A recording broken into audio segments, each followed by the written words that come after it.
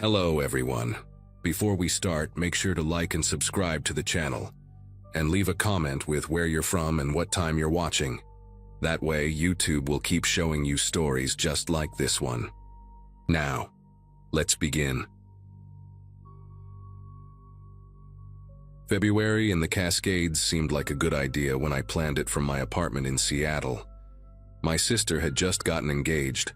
My job at the insurance company was draining every ounce of energy I had, and turning 34 in a cubicle felt like a slow death. I needed to prove something to myself, I guess, that I could still do hard things, that I was more than spreadsheets and conference calls. The weather forecast showed clear skies for the weekend, and I had hiked Snow Peak Trail twice before during summer months. 6 miles in, 6 miles out. Nothing I could not handle. I packed my gear on Friday night, told my roommate Alicia I would be back Sunday evening, and left before dawn on Saturday morning.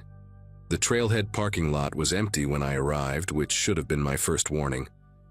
But I just thought I was lucky to have the mountain to myself. The first 3 miles were exactly what I needed.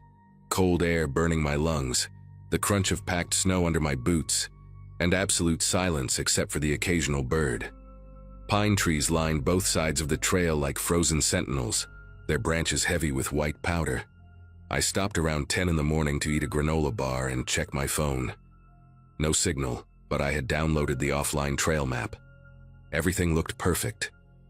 The sky was that impossible shade of winter blue, so bright it almost hurt to look at. I remember thinking this was the clearest my head had felt in months, maybe years.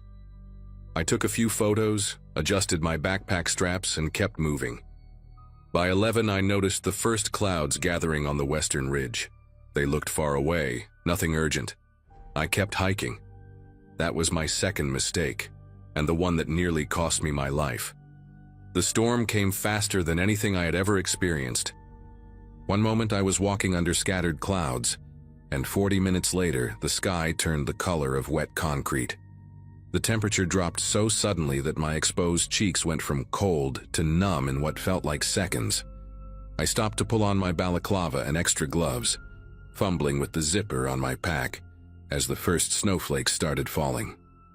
They were not the gentle, floating kind you see in holiday movies.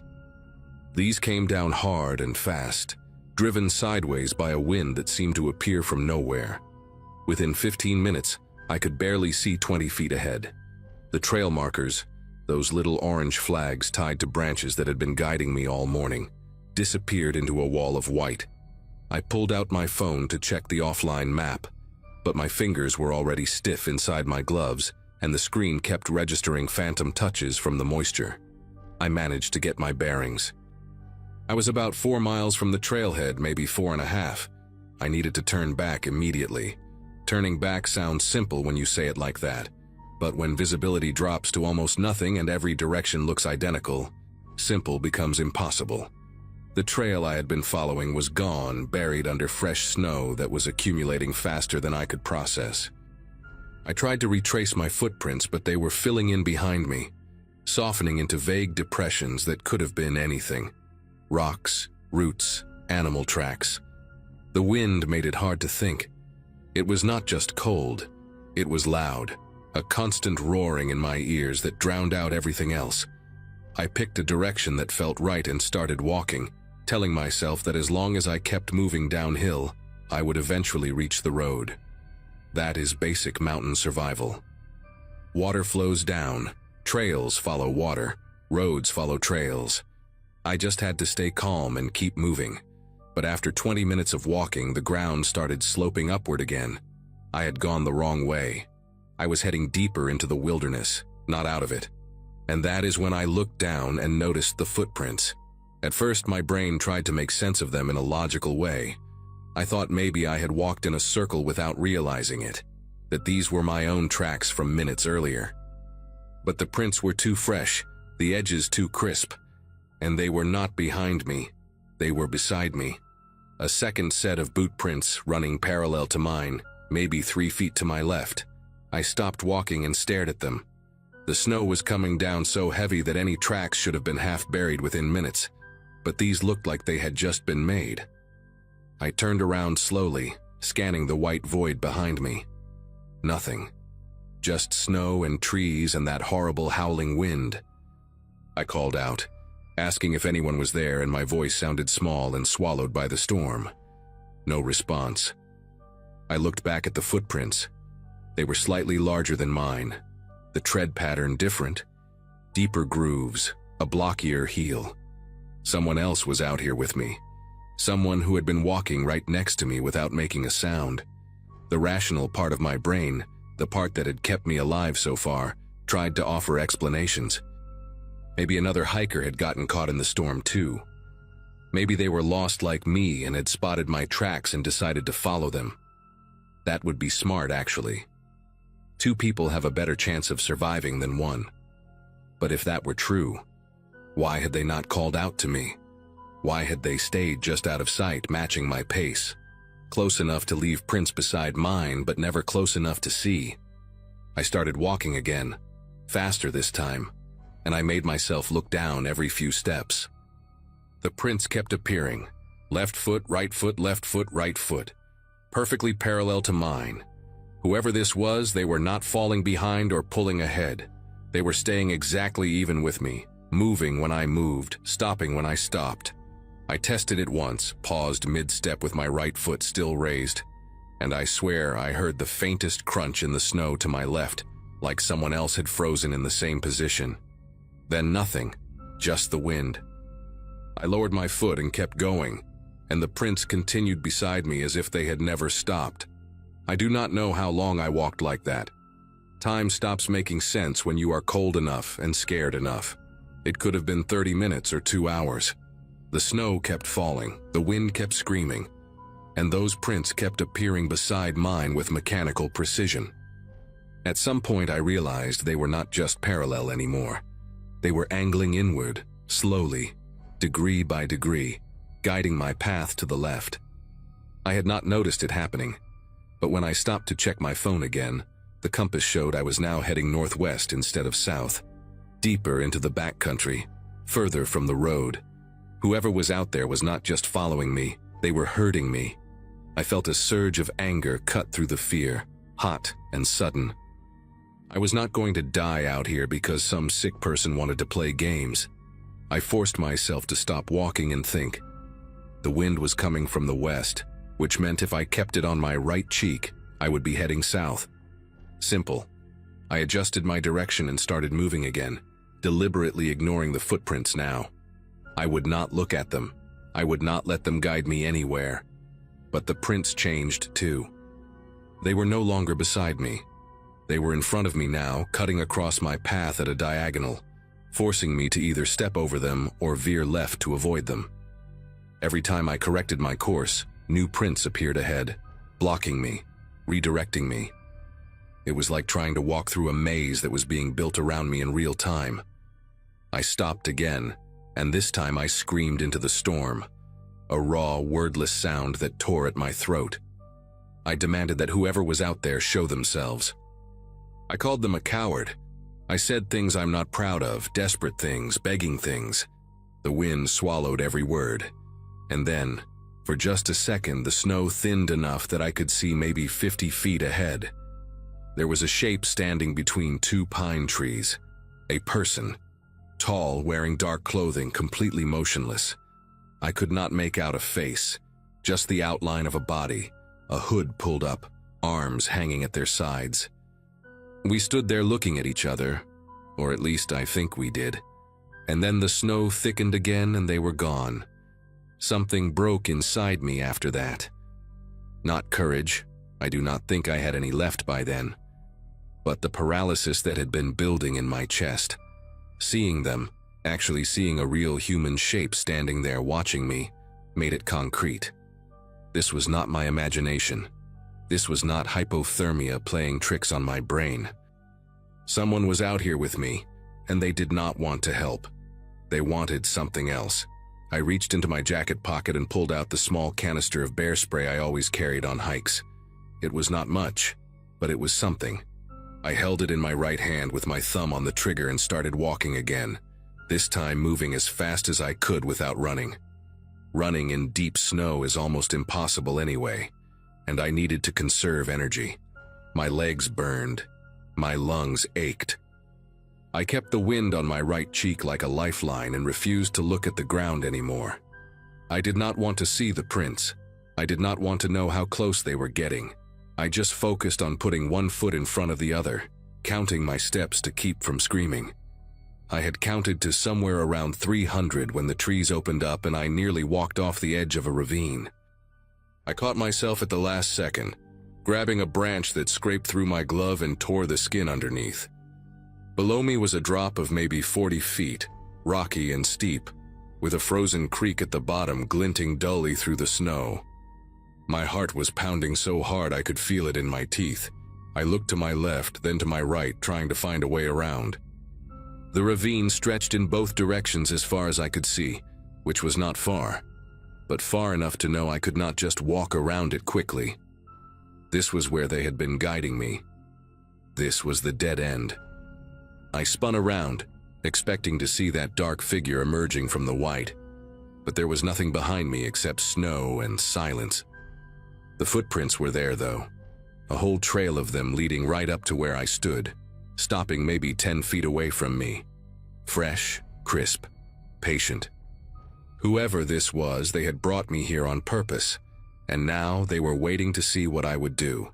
I made a decision in that moment that probably saved my life. Instead of panicking, instead of trying to run along the edge of the ravine where the snow was deep and the footing was uncertain, I did the last thing they would expect. I went down. There was a section to my right where the slope was less steep, more of a sharp incline than a sheer drop, with exposed rocks and roots poking through the snow. I shoved the bear spray back in my pocket, turned around so I was facing the slope, and started climbing down backward, gripping whatever I could find. The rocks were slick with ice and my gloves made it hard to get a good hold. Twice my foot slipped and I slid several feet before catching myself, my jacket scraping against stone. My heart lodged somewhere in my throat, but I kept going. Halfway down, I heard something above me. Not the wind, something sharper. A sound like boots crunching on snow, fast, moving toward the edge of the ravine. I did not look up. I just moved faster, my arms shaking from the effort, my fingers numb even inside my gloves. When I finally reached the bottom, I landed hard on the frozen creek and felt the ice crack beneath my boots. But it held. I scrambled to my feet and looked up at the top of the ravine. There was a figure standing at the edge, looking down at me. The snow had thinned just enough that I could see them clearly for the first time. A man, I think, based on the build. Broad shoulders, tall frame, that same dark hooded jacket. He was not moving, just standing there with his hands at his sides, watching me. I could not see his face beneath the hood, but I felt his eyes on me like a physical weight. For a long moment, neither of us moved. Then he took one step back from the edge and disappeared into the white. I stood there shaking, waiting for him to reappear somewhere else, waiting for him to find another way down. But the minutes passed and nothing happened. The storm continued to rage above me, but down in the ravine, the wind was blocked by the walls, and for the first time in hours, I could hear myself think. I pulled out my phone with trembling fingers, still no signal. But the compass still worked, and I knew that creeks flow downhill, and downhill meant civilization. I started walking along the frozen water, following its winding path through the ravine. And I did not stop until the walls began to shrink and the trees started to thin, and I saw, in the distance, the gray line of a road cutting through the snow. A pickup truck found me stumbling along the shoulder about 20 minutes later. The driver was an older man named Earl who worked for the county road maintenance crew. He said I looked like a ghost when he pulled over, pale and shaking and barely able to form words. He wrapped me in a blanket from his truck bed and cranked the heat up as high as it would go while I sat in the passenger seat and cried. I tried to tell him what happened, about the footprints and the figure and the ravine, but I was shivering so hard that my teeth kept chattering and the words came out jumbled and broken. He just nodded and drove me straight to the ranger station at the base of the mountain. The rangers took my statement, gave me hot coffee, and called search and rescue. A team went up the next morning after the storm cleared. They found my tracks leading off the main trail, found where I had descended into the ravine, found the frozen creek I had followed to the road. But they did not find any other footprints. The snow had covered everything. Or maybe there was nothing to find. I do not know. The ranger who spoke to me afterward said it was possible I had experienced mild hypothermia, that the cold can cause hallucinations and paranoia and confusion. She said it in a gentle voice, like she was trying to be kind. I nodded and thanked her and did not argue. But I know what I saw. I know what I heard. I know those prints were real because I watched them appear beside mine, step by step, for what felt like hours. I know that figure was real because I saw him standing at the edge of that ravine, watching me, waiting. I filed a police report when I got back to Seattle, and they said they would look into it, but nothing ever came of it. No witnesses, no evidence, no suspect. Just another strange incident in the backcountry that could not be explained. I never went back to Snow Peak Trail. I have not gone hiking alone since that day, and I do not think I ever will. Sometimes at night, when the wind picks up outside my apartment window, I still think about that figure in the storm. I think about what would have happened if I had not climbed down that ravine. I think about where he was trying to lead me, and what was waiting there if I had followed. And I think about this, that somewhere out there, maybe right now, he is standing in the trees at the edge of some empty trailhead, watching another car pull into the parking lot, watching another woman lace up her boots and check her phone and head off alone into the white, and she has no idea he is there.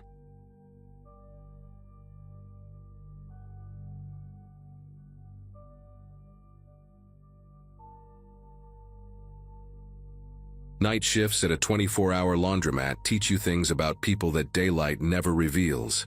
What happened to me on a Thursday in February 2018 still makes me check the locks twice before settling behind the counter. I had been working at Sudsy's Coin Wash on Belmont Road in Columbus, Ohio, for about 8 months by then. A gig I picked up after dropping out of community college the spring before, when paying rent became more urgent than earning credits. The place was nothing special.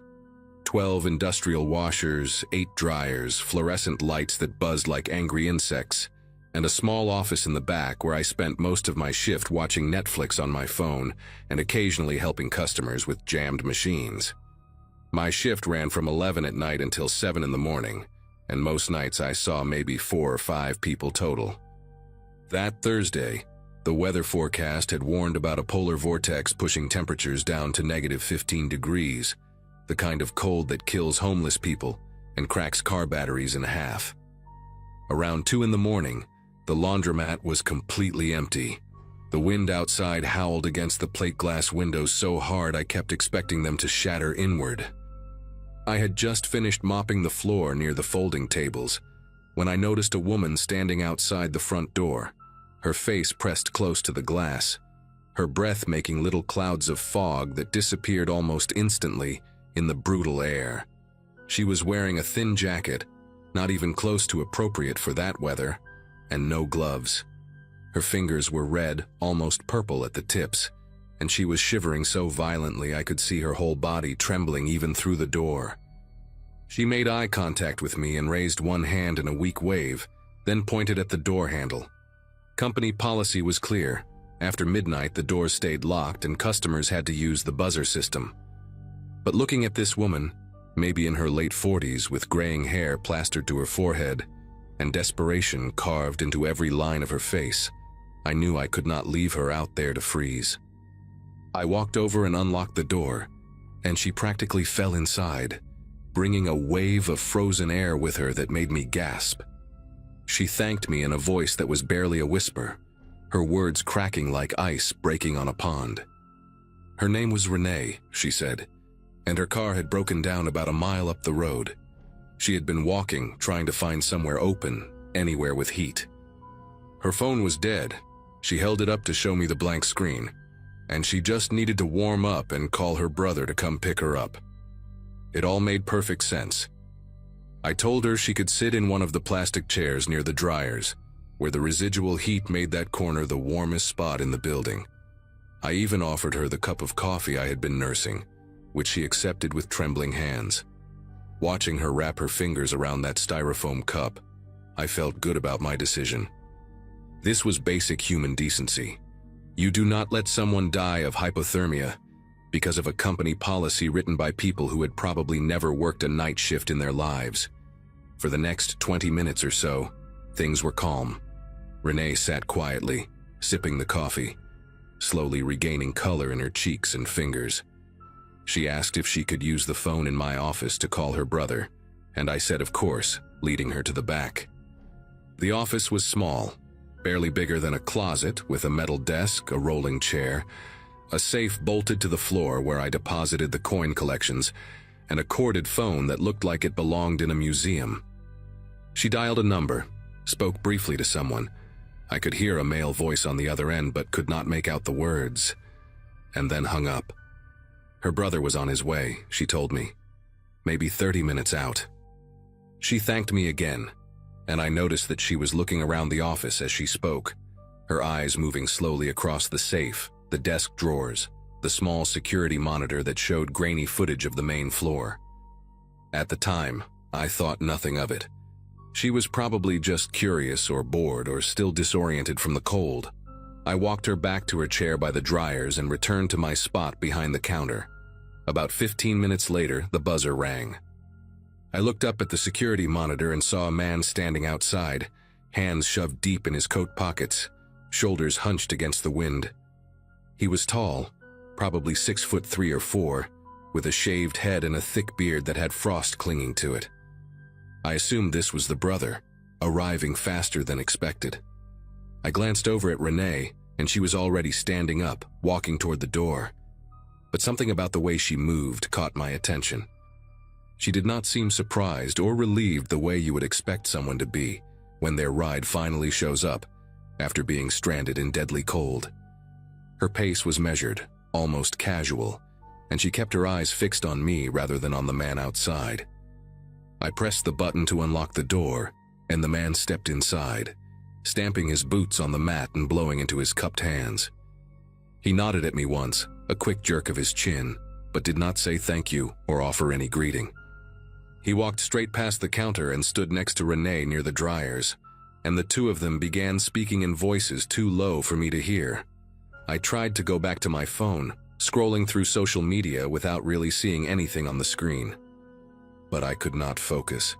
Something about the dynamic between these two people was making my chest tight, sending little prickles of unease down my spine. They were not acting like siblings. There was no hug, no expression of relief, no thank God you made it moment. They stood close together, almost shoulder to shoulder, their heads bent toward each other like conspirators. Every few seconds, one of them would glance in my direction, quick, furtive looks that they probably thought I did not notice. The man had not taken off his coat, had not sat down, had not done any of the things a person does when they arrive somewhere to wait. He was standing with his weight balanced on both feet, his posture rigid, like someone ready to move fast if needed. I started running through explanations in my head. Maybe they had a complicated relationship. Maybe he was angry about having to drive out in this weather. Maybe I was being paranoid because it was 3 in the morning, and I had been alone for hours. But none of those explanations quieted the alarm bells that were now ringing steadily in the back of my mind. The man broke away from Renee and started walking toward me. His boots were heavy, work boots with steel toes, and each step echoed against the linoleum floor like a slow drum beat. He stopped on the other side of the counter, close enough that I could smell cigarette smoke and something else underneath it, something sour like old sweat. Up close, I could see his eyes were pale gray, almost colorless, and they held no warmth whatsoever. He asked me if I had a bathroom he could use. I told him yes, pointing toward the short hallway that led to the restrooms near the back of the building. But he did not move in that direction. Instead, he leaned forward on the counter, his thick forearms pressing against the surface, and asked if the bathroom was near that office he had seen on his way in. I felt my throat tighten. The way he said it, That office, he's made it clear he had been paying attention, cataloging the layout of the building since the moment he walked through the door. I told him the bathroom was on the left, the office was on the right, and the office stayed locked.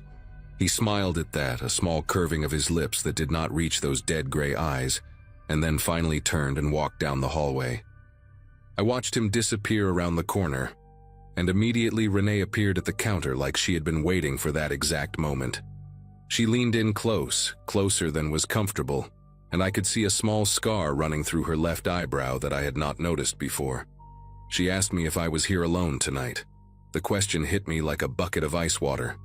I lied without hesitation, told her my manager was in the back doing inventory and would be out soon.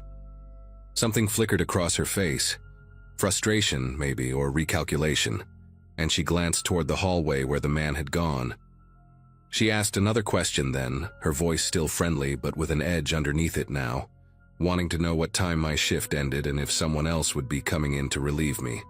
I told her 7, told her my coworker was always early, told her whatever lies I could think of to make this place seem less isolated than it actually was. She nodded slowly, processing this information, and then walked back toward the dryers without another word.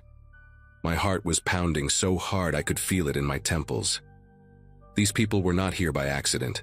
They were not stranded travelers waiting for a ride.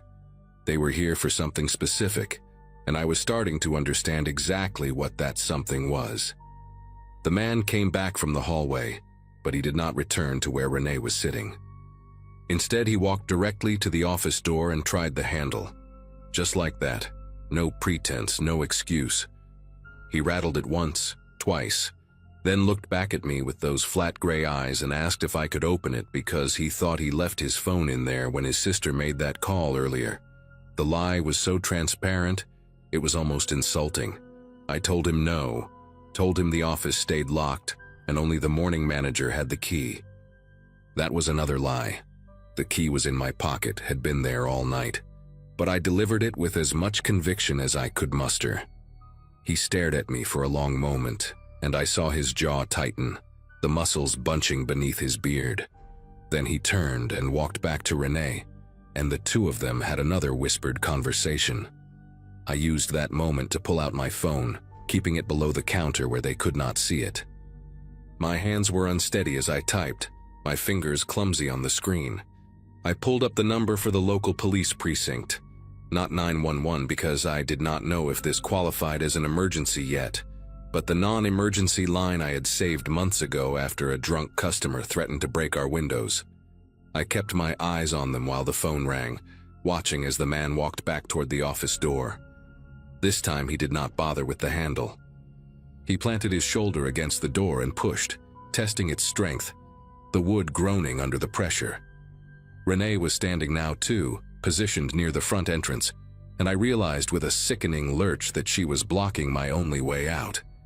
The phone clicked and a dispatcher answered, her voice bored and tired. I spoke as quietly as I could, told her my location, told her I had 2 people in the building who were trying to break into the back office, told her I was alone and scared.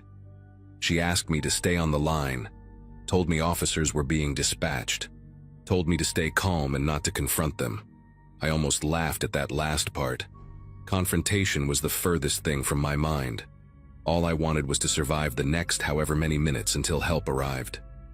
The man slammed his shoulder against the office door again, harder this time, and I heard the frame crack. Renee's head snapped toward the sound, then back to me, and our eyes met across the fluorescent-lit room. She knew I had made a call. She had to know. And the look on her face, cold, calculating, utterly devoid of the desperation she had performed so convincingly an hour ago, told me that the situation was about to change very fast. Renee said something sharp to the man, a single word I could not make out, and he stopped ramming the door. For a moment, everything was still. The buzz of the fluorescent lights, the distant rattle of the wind against the windows, the muffled voice of the dispatcher still talking in my ear. All of it seemed to fade into the background as the 2 of them stood there, frozen in what looked like indecision. Then the man reached into his coat pocket, and my entire body went rigid with fear. But what he pulled out was not a weapon. It was a phone. He looked at the screen, said something to Renee, and she cursed loud enough for me to hear it clearly across the room. Sirens. Faint at first, barely audible over the howling wind, but growing louder with each passing second. The man shoved his phone back in his pocket and strode toward the front door, not running but moving with purpose, his boots hammering against the floor.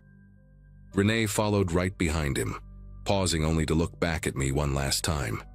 There was no anger in her expression, no frustration at being thwarted, just a kind of blank assessment, like she was filing my face away for future reference. Then she pushed through the door and disappeared into the frozen darkness outside. The police arrived about 3 minutes later, 2 cruisers with their lights painting the snow-covered parking lot in alternating blue and red. I let them in with hands that would not stop trembling, and I told them everything. They searched the area but found no trace of Renee or the man. No abandoned car a mile up the road like she had claimed. No footprints in the snow leading anywhere useful, the wind having already erased whatever trail they left behind. The officers took my statement, examined the damage to the office door. The frame was cracked nearly in half. One more good hit, and it would have given way completely, and told me I had done the right thing by calling when I did. One of them, a woman with short gray hair and a calm, steady voice, said this was not the first time they had seen something like this. Teams of 2, she explained. One to play the victim and gain entry, the other to show up later and do the heavy lifting. They target isolated businesses during extreme weather, counting on the cold to make people sympathetic and careless. She said I was lucky. She said it could have gone much worse. I knew she was right, but knowing it did not make the shaking stop, did not make the image of Renee's final look fade from my memory. I quit that job 2 weeks later. Gave my notice the very next morning when my manager arrived and saw the splintered door frame, the police report on the counter, and me sitting in the corner with a cold cup of coffee I had not touched in hours. He understood, told me he would have done the same. I found work at a warehouse after that, day shifts only, surrounded by co-workers and forklifts and noise, the kind of job where you are never truly alone. It has been 6 years now, and I still think about that night more often than I would like to admit. Every time the temperature drops below 0, every time I see a news report about the homeless dying in the cold, every time someone knocks on a door late at night, I am right back in that laundromat, watching Renee press her face against the glass with those purple fingers and that performance of desperation that fooled me completely. I do not blame myself for letting her in. I think most people would have done the same thing, faced with a freezing woman begging for help in the middle of the night. But I learned something that Thursday in February, something that has stayed with me ever since. Kindness can be a door, and there are people in this world who spend their lives looking for someone willing to open it.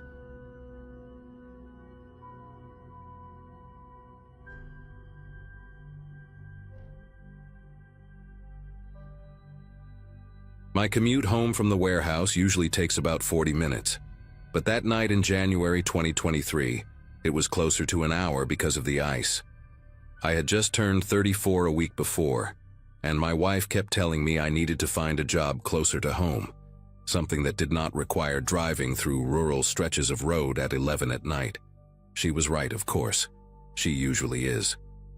But the pay was good, and we had just bought our first house, so I kept making that drive 5 nights a week through back roads that barely got any county maintenance during winter. That particular Wednesday, the temperature had dropped to maybe 15 degrees, and my Ford's heater was fighting a losing battle against the cold, seeping through the windows.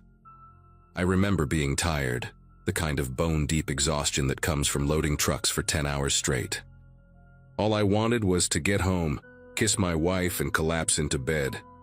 I was about 20 miles from home, driving through a stretch of road that cuts between old farmland and dense patches of woods, when I saw the figure on the shoulder. At first I thought it was a deer, the way the shape just appeared in my headlights.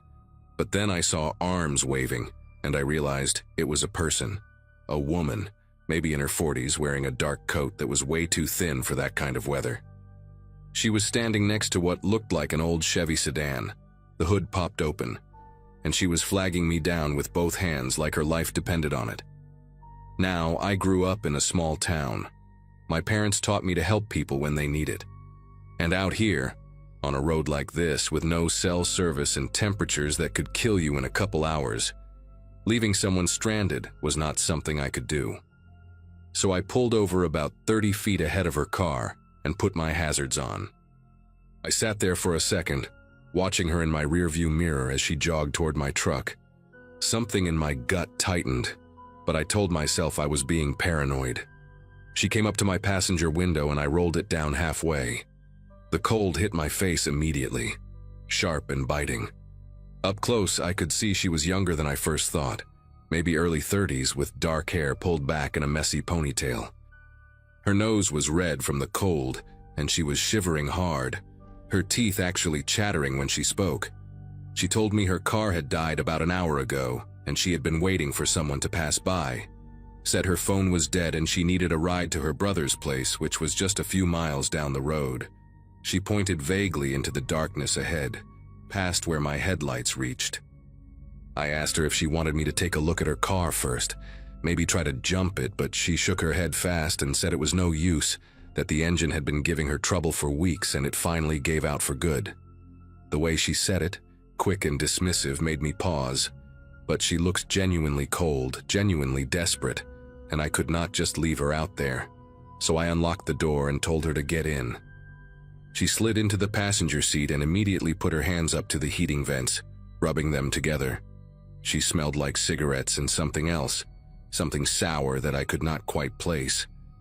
I asked her where exactly her brother lived, and she gave me directions that took us off the main road, onto a smaller one I had never used before.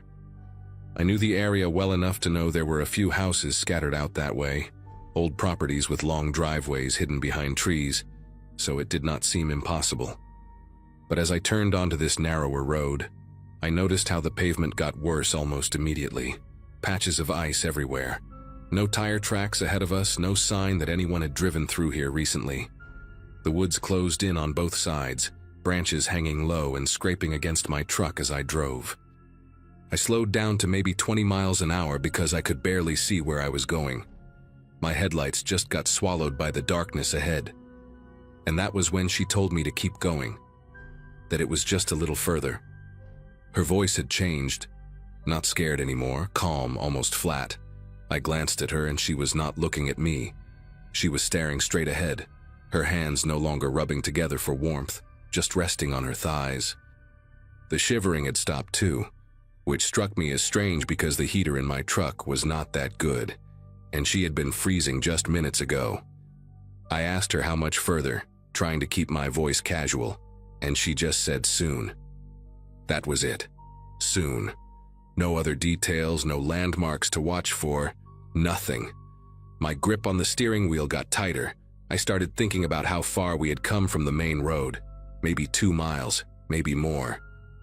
I had not seen a single house, not a single light through the trees.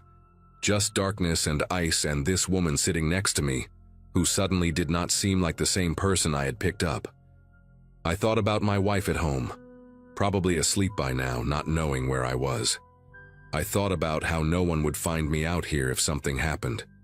That thought hit me hard, and I felt my chest get tight. Then I saw something that made my whole body tense up. On the left side of the road, maybe 50 feet ahead, there was a figure standing in the tree line. Just standing there, perfectly still, watching us pass. It was a man, I could tell by the build, wearing dark clothes that blended into the shadows. I only saw him because my headlights caught a flash of something reflective on his jacket, maybe a zipper or a button. I did not say anything, just kept driving, my eyes flicking between the road and my mirrors. And then I saw another one. On the right side this time, further back, but definitely there. Another person standing among the trees, facing the road. My heart was pounding so hard I could hear it in my ears. I looked at the woman and she was still staring forward, her face completely blank like she was waiting for something. I knew right then that I had driven into something bad, something planned, and I needed to get out of there before it was too late. I did not think, I just acted. I slammed on the brakes and the truck skidded on the ice, fishtailing for a second before I got it under control. The woman grabbed the dashboard and finally looked at me, and her expression was not surprise or fear. It was anger. Pure, cold anger, like I had ruined something she had been working on. She opened her mouth to say something, but I was already throwing the truck into reverse. I hit the gas and we lurched backward, the tires spinning before they caught. She grabbed for my arm, her fingers digging into my jacket, yelling at me to stop, to wait, that I was making a mistake. But her voice was different now, urgent and harsh, nothing like the helpless woman I had picked up on the roadside. I shook her off and kept reversing, my eyes darting between the mirrors, trying to stay on the road. The branches scraped against the truck like fingers trying to hold us in place. I saw movement in my peripheral vision, shadows shifting between the trees, getting closer. She tried to grab the steering wheel then, lunging across the center console. I shoved her back with my elbow, harder than I meant to, and she hit the passenger door with a grunt. For a second our eyes met, and I saw nothing there. No humanity, no remorse, just frustration that her trap was falling apart. I reached across her and yanked the door handle, pushing the door open with my free hand while still trying to steer with the other. The cold air rushed in, and she grabbed onto the seat, screaming at me now, calling me names I will not repeat. I gave her one more shove and she tumbled out onto the icy road, rolling into the darkness. I did not wait to see if she was okay. I pulled the door shut and kept reversing until I found a spot wide enough to turn around. The whole time I could see figures emerging from the woods in my headlights, 3 of them, maybe 4, running toward the truck. They were close, too close. But I got the truck turned around and I floored it, the engine roaring as the tires fought for traction on the ice. I did not look back. I kept my foot on the gas and my eyes locked on the narrow road ahead, praying I would not slide off into a ditch or wrap the truck around a tree. The steering wheel jerked in my hands every time I hit a patch of ice, but I held on tight and kept going. It felt like forever before I finally saw the main road up ahead, that familiar stretch of pavement that would take me home. When my tires hit solid asphalt again, I let out a sound that was somewhere between a laugh and a sob. My whole body was shaking, not from the cold but from the adrenaline still pumping through me. I drove way over the speed limit the rest of the way home, constantly checking my mirrors for headlights behind me, expecting to see that old Chevy sedan following me. But there was nothing, just empty road and darkness. When I pulled into my driveway, I sat in the truck for a long time with the engine running, trying to calm down enough to go inside and face my wife without scaring her to death. I did not tell her everything that night. I could not. She was half asleep when I crawled into bed, and I just held her and stared at the ceiling until the sun came up. The next morning I called in sick to work and drove back out to that stretch of road in the daylight. I told myself I needed to see it again, needed to prove to myself that it really happened the way I remembered. The woman's car was gone. There was no sign anyone had ever been there. No broken glass, no tire marks in the slush, nothing. I drove slow down that side road where I had taken her, the one that led into the woods. In the daylight it looked almost peaceful, just a quiet country road with bare trees on either side. But about a mile in, I found what I was looking for. There was a clearing off to the right, hidden from the road by a wall of brush, and in that clearing I could see tire tracks. Lots of them. The ground was all torn up, like multiple vehicles had been parked there recently. I did not get out of my truck to look closer. I did not need to. I knew exactly what that place was. It was where they had been waiting for me. I went to the police that same afternoon, sat in the station for 2 hours telling my story to a deputy who looked at me like I was making it all up. He wrote everything down, asked me a few questions, and said they would look into it. That was almost 2 years ago now. I never heard back from them, not once. I called a few times in the first couple months asking if there were any updates, if they had found anything. They always said the same thing, that there was no evidence of any crime, no reports of similar incidents in the area, nothing they could do. I tried to find news stories about carjackings or robberies on rural roads in our county, anything that might connect to what happened to me. I found nothing. It was like it never happened at all. But I know what I saw. I know what those people were planning to do. Sometimes at night when I cannot sleep, I think about what would have happened if I had kept driving down that road, if I had not seen those figures in the trees, if I had trusted that woman just a little bit longer. I think about the clearing with all those tire tracks, and I wonder how many people drove into those woods and never drove out. I do not take that route home anymore. I switched to a longer way that adds 20 minutes to my commute, but it stays on well-lit roads with more traffic. My wife knows the full story now. She cried when I told her, held on to me for a long time, made me promise to find a different job. I am still working on that, but some nights when I am driving home late and I see someone on the side of the road with their hazards on, I feel this sick twist in my stomach. I want to help. That is who I am, who I was raised to be. But I keep driving every single time I keep driving, and I hate myself for it a little bit, because maybe that person really does need help. Maybe their car really did break down and they are freezing and scared and alone. But I cannot stop. I will never stop again, because I know now that there are people out there who count on your kindness. They use it like a weapon, and the only reason I am here writing this is because I got lucky. I saw them before they were ready for me, that is it. That is the only reason I made it home that night. Just luck. And that thought keeps me awake more than anything else.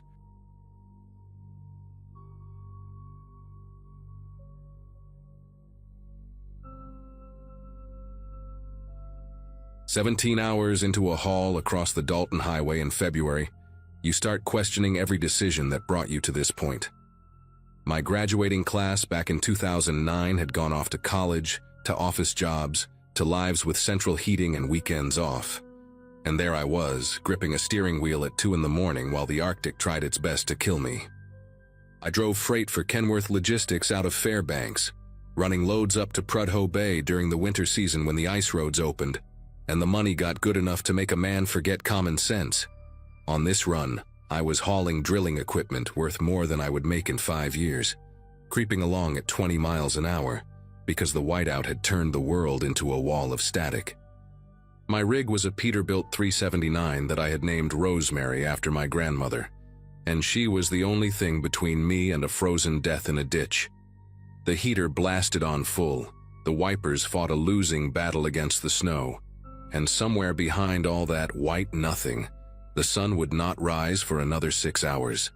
I had made this run maybe 40 times over 3 winters, and I had never seen conditions this bad. The radio had been giving me trouble since I passed Coldfoot, crackling in and out like someone was playing with the dial from the other side. I kept trying to reach dispatch, kept trying to raise any of the other drivers who might be out on the road that night, but all I got was bursts of static punctuated by silence. The isolation up there was something people who have never driven those roads cannot understand. There is nothing for miles in every direction except tundra and ice and the occasional frozen creek bed. No cell service, no rest stops, no farmhouses with their lights on. Just the road, your headlights, and the howling wind that rocked your trailer like it was trying to tip you over. I had a satellite phone for emergencies, but when I checked it, the screen showed no signal, which was unusual because those things were supposed to work anywhere. I told myself the storm was interfering with the satellite, told myself it would clear up in an hour or 2. That was when I first saw the figure standing on the shoulder of the road, maybe 200 feet ahead, right at the edge of where my headlights could reach. I eased off the accelerator and let Rosemary slow down on her own, not wanting to brake hard on ice that I could not see beneath the packed snow. The figure was not moving, just standing there facing the road, and as I got closer I could make out more details. A dark parka with a fur-lined hood, no visible face, hands hanging at the sides. No vehicle anywhere nearby, no snowmobile. Nothing to explain how a person could be out here in the middle of a whiteout at 2 in the morning, 60 miles from the nearest outpost with a warm building. My first thought was that someone had broken down and walked until they could not walk anymore, that I was looking at a stranded driver minutes away from freezing to death. I started to pull over, my foot hovering over the brake, already running through the procedure in my head. Get them in the cab, crank the heat, radio for help once the signal came back. But something made me hesitate. The person was not waving, not flagging me down, not doing any of the things you would expect from someone desperate for rescue. They just stood there, motionless, like a mannequin someone had planted in the snow as a sick joke. I crept past at maybe 5 miles an hour, close enough that my headlights should have lit up their face, but the hood was angled down and all I could see was shadow. My side mirror caught the figure as I passed, still motionless, still facing the road like they were waiting for something.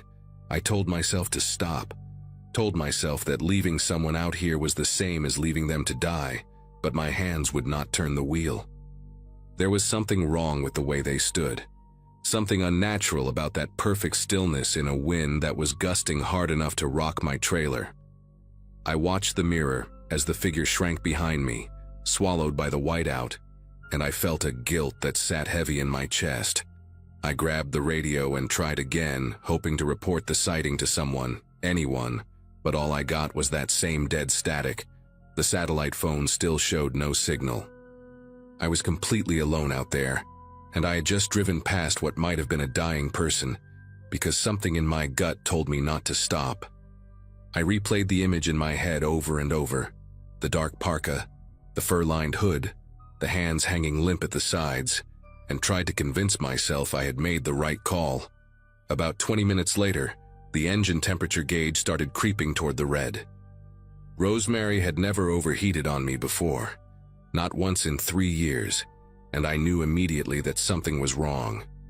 I pulled over to the shoulder and killed the engine, listening to the wind scream against the cab while I waited for the temperature to drop. The protocol was simple. Let it cool, check the coolant, restart, and monitor. I had done it 100 times on other rigs, though never in conditions like this. Never when stopping meant exposing myself to air cold enough to freeze exposed skin in under a minute. I zipped my parka all the way up, pulled on my insulated gloves, and grabbed the flashlight from under the seat. The moment I opened the door, the cold hit me like a physical wall, stealing the breath from my lungs and making my eyes water instantly. I climbed down and walked to the front of the rig, my boots crunching on packed snow, the flashlight beam barely cutting through the swirling white. The coolant reservoir looked fine. The hoses were intact. I could not find any obvious reason for the temperature spike, which meant it was probably a sensor issue, something electrical glitching in the cold. I was about to climb back into the cab when I noticed the footprints. They were on the passenger side of the truck, a single line of boot prints in the fresh snow, leading from somewhere behind me toward the trailer. My flashlight followed them along the length of the rig, and they stopped right at the back doors of the trailer, like whoever made them had walked up and then just vanished. The snow was still falling hard enough that any prints would be covered within minutes, which meant these were fresh, made sometime in the last 20 minutes, while I had been sitting in the cab waiting for the engine to cool. I stood there staring at them, my breath coming out in thick white clouds, trying to make sense of what I was seeing. There was no one around. I had not heard anything, had not seen any headlights or movement. The road behind me was empty. The road ahead was empty, and the only sounds were the wind and the ticking of my cooling engine. But someone had walked up to my trailer while I sat inside, completely unaware, and then disappeared without a trace. I thought about the figure on the road, the one I had passed 20 minutes ago, and a cold that had nothing to do with the weather settled into my bones.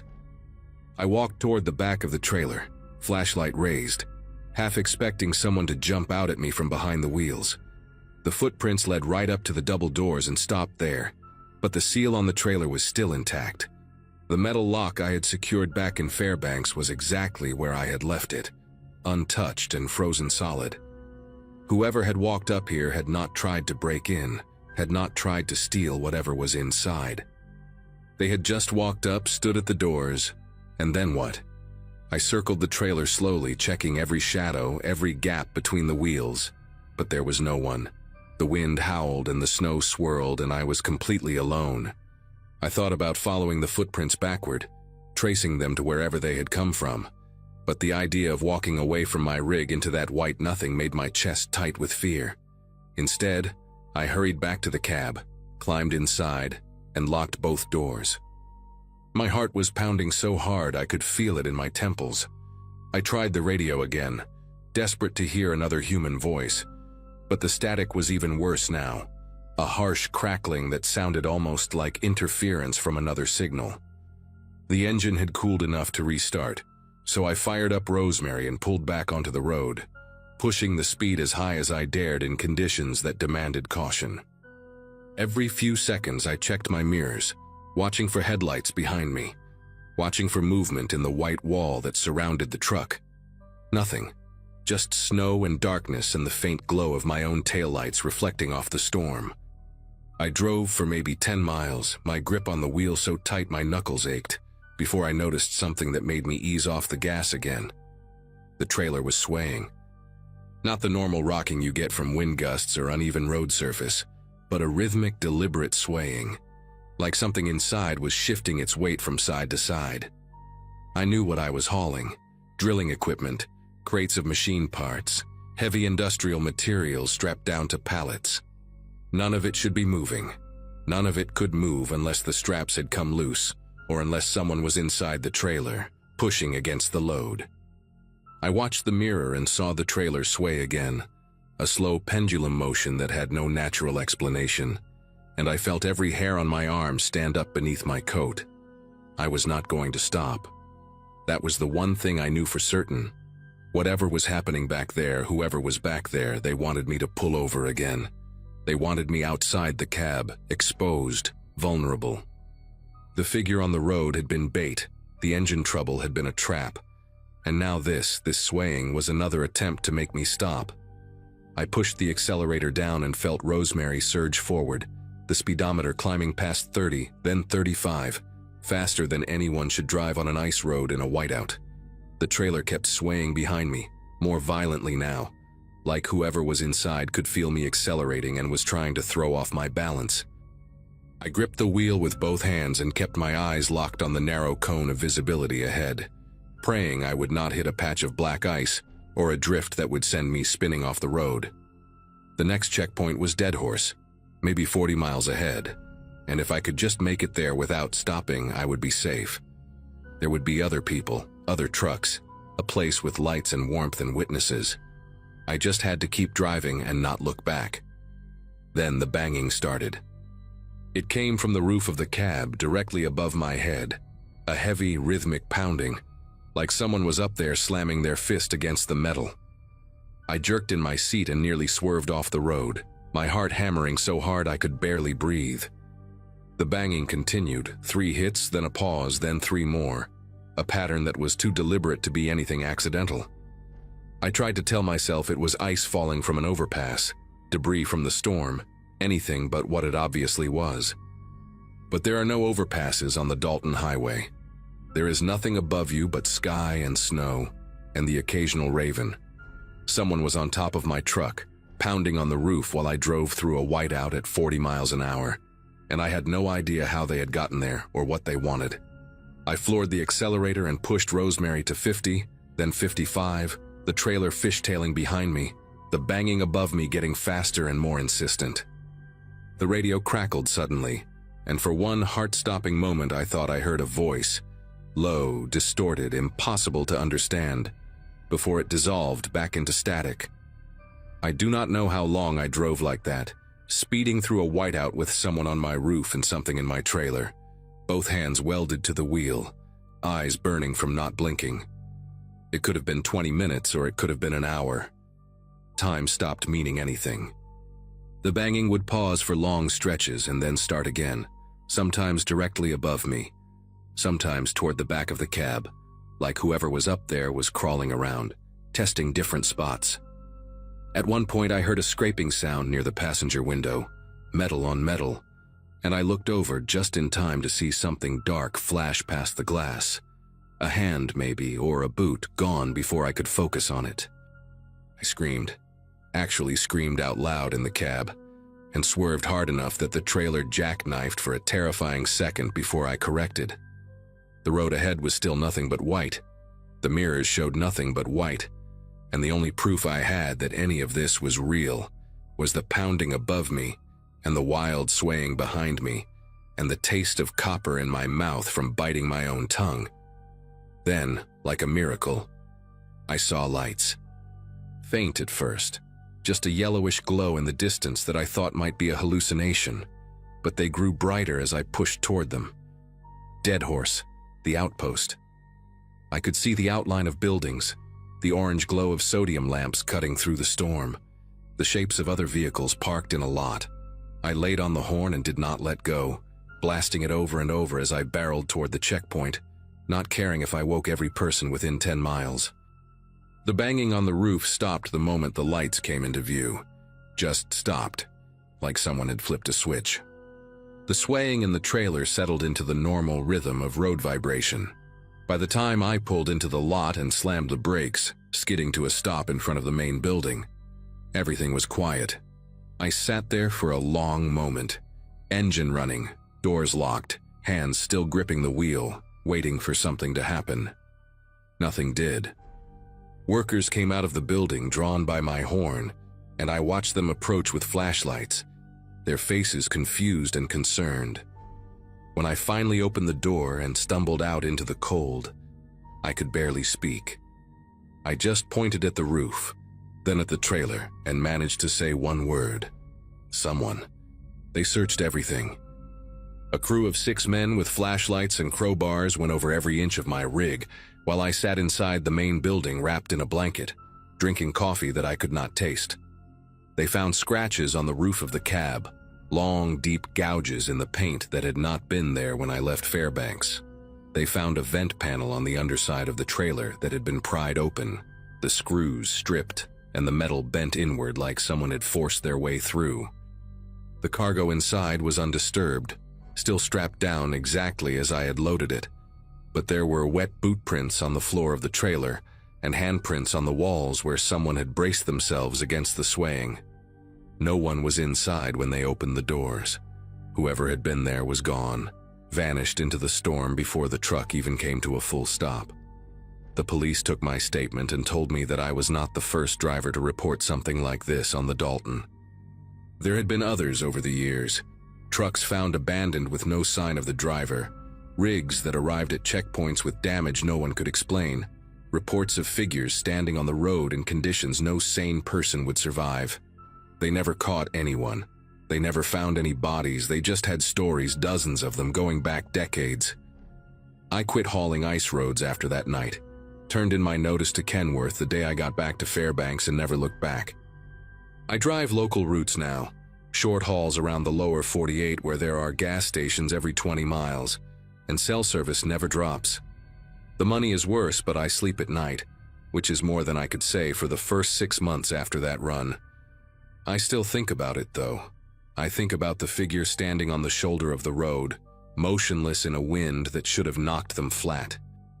I think about the footprints that led to my trailer and stopped, about the banging on my roof and the hand, or whatever it was, that scraped past my window at 50 miles an hour. I think about the vent panel that had been pried open from the outside, and I wonder how long that person had been riding under my trailer before they climbed up. I wonder what would have happened if I had stopped when the trailer started swaying, if I had gotten out to check the cargo like any reasonable driver would. The police told me I did the right thing by keeping moving, that the outpost lights probably saved my life. I believe them. But some nights, when the wind picks up and the dark presses against my windows, I can still hear that rhythmic banging above my head, and I have to check the locks 3 times before I can close my eyes.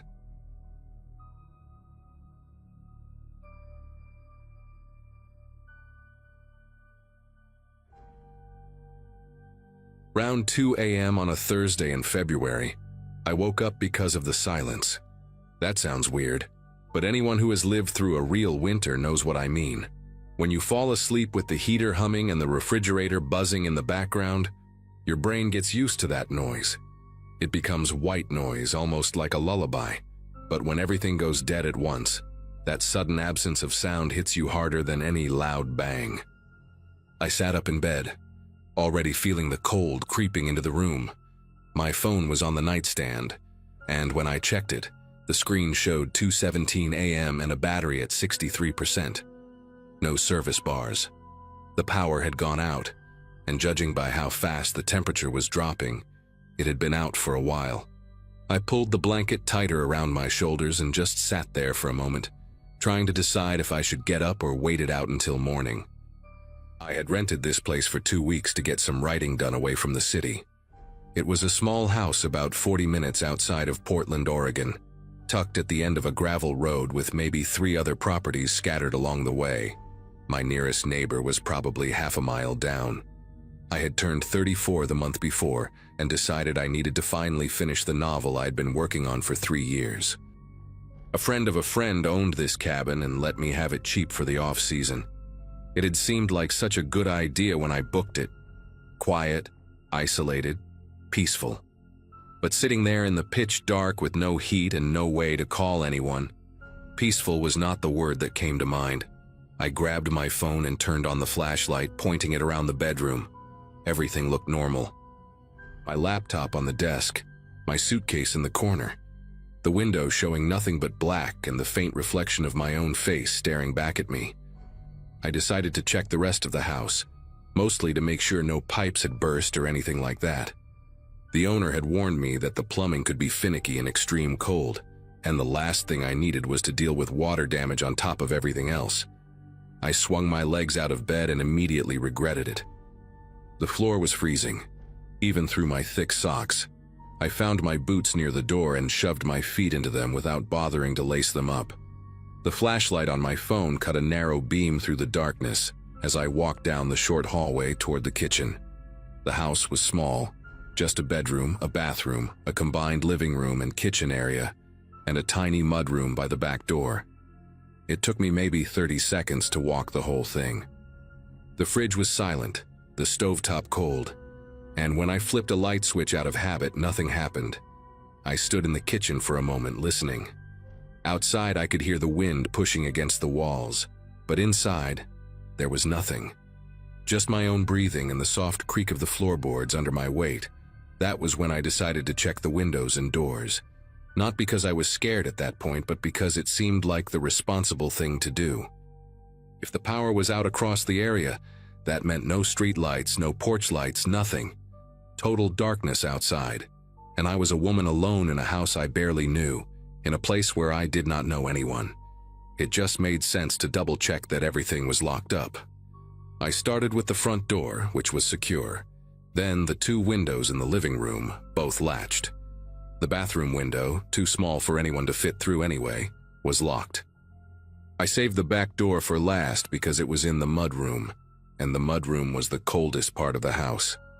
When I got there, I shined my light through the small window set into the door, expecting to see nothing but snow. And there was snow, a lot of it. It had been falling steadily since the evening before, but something about what I saw made me stop and look closer. The snow on the back porch had been disturbed, not like an animal had walked through it. More like someone had brushed it away from the door, clearing a path right up to the handle. I stood there staring at it for I do not know how long. My brain was trying to come up with explanations. Maybe the wind had done it. Maybe some snow had slid off the roof and created that pattern. But the more I looked, the less those explanations made sense. The snow had been pushed aside in a deliberate arc, almost like someone had used their arm or a sleeve to wipe it away from the door. And there were marks in the snow on the porch steps too. Not quite footprints because the snow was too powdery and had probably filled them in partially, but impressions. Depressions where someone had stepped. I felt my chest get tight, and I took a step back from the door, still holding my phone up with the flashlight pointed at the window. The lock on the door was a simple deadbolt, and I checked it twice to make sure it was engaged. It was, but that did not make me feel any better. Someone had been on that porch recently, probably within the last hour or two, based on how little snow had accumulated over the cleared area. Someone had walked up to my back door in the middle of the night during a blackout, and tried to get a clear look at the handle. I backed out of the mudroom slowly, keeping my light aimed at the door like it might suddenly burst open. My mind was racing. I thought about calling 911, but when I checked my phone again, there was still no signal.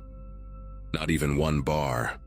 The house was in a bit of a dead zone to begin with, and whatever was happening with the storm must have knocked out the nearest cell tower or something. I thought about my car parked out front. I had the keys in my purse in the bedroom. I could grab them, run outside, and drive to the nearest gas station or anywhere with people. But that would mean going outside, into the dark, into the snow, where someone might be waiting. I did not know what to do. I turned off my flashlight to save battery and just stood there in the kitchen, letting my eyes adjust to the darkness.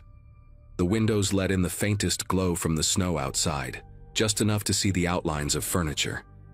I listened as hard as I could, trying to hear anything over the sound of my own heartbeat pounding in my ears. For a few minutes, there was nothing. Just the wind outside and the occasional creak of the house settling. I started to wonder if maybe I was overreacting. Maybe some drunk guy had wandered up to the wrong house and left when he realized his mistake. Maybe it was the property owner checking on the place and I just had not heard him knock.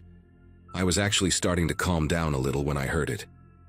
A soft sound from the back of the house, from the mudroom. It was not loud. It was not a bang or a crash. It was the quiet, careful sound of someone testing a door handle. A slow turn, then a pause, then another turn. Like whoever was out there was trying to see if the lock would give without making too much noise. I stopped breathing. I pressed myself against the kitchen counter and did not move. The sound stopped. I waited, counting the seconds in my head. 10, 20, 30. Nothing. Then I shifted my weight slightly to get a better angle toward the mudroom, and the floorboard under my foot let out a loud creak. The sound from the back door stopped instantly. That was when I understood. Whoever was out there was listening. They had heard me move, and now they were waiting to figure out where I was in the house. I felt sick. This was not some random drunk or a confused neighbor. This was someone who knew I was inside and was trying to get in without alerting me. I stayed frozen against the counter, barely breathing, for what felt like an eternity. My legs were shaking from holding still for so long. Then I heard footsteps outside, but not retreating. They were moving along the side of the house, crunching softly through the snow. Whoever it was, they were circling the building. I tracked the sound as it moved from the back toward the front, past the living room windows. I wanted to look, to see who it was, but I was terrified that if I moved toward the window, they would see the movement and know exactly where I was standing.